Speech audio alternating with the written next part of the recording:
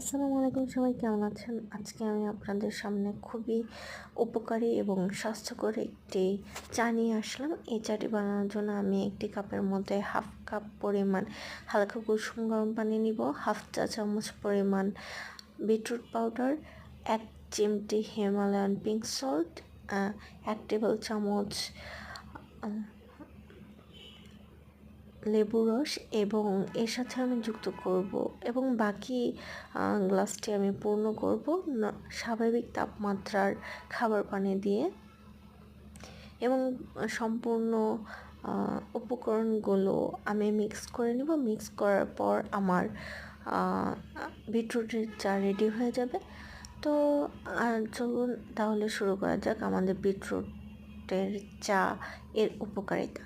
বিটরুটের চায়ে যেহেতু প্রচুর পরিমাণে আয়রন থাকে, আর যেহেতু এটির সাথে আমি ভিটামিন সি যুক্ত করেছি, তো আয়রন জাতীয় খাবারের সাথে ভিটামিন সি যুক্ত করার কারণে আয়রনটি আমাদের শরীরে খুব ভালোভাবে অ্যাবজর্ব হবে।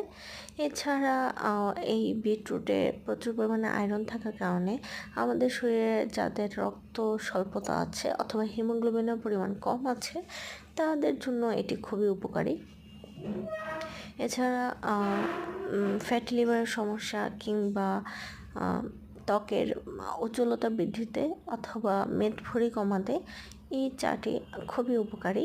আমরা যদি নিয়মিত সকালবেলা আমাদের খাদ্য তালিকার মধ্যে এই চাটি যুক্ত করতে পারি, দৈনিক সকালে খাবার আধা ঘন্টা আগে যদি আমরা এই চাটি পান করতে পারি, তাহলে আমাদের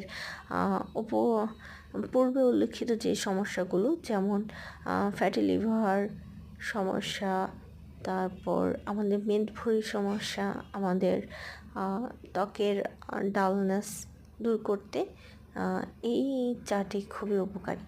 আশা করব আপনারা বাড়িতে ট্রাই করবেন এবং ট্রাই করে আপনাদের মতামত আমাকে অবশ্যই জানাবেন।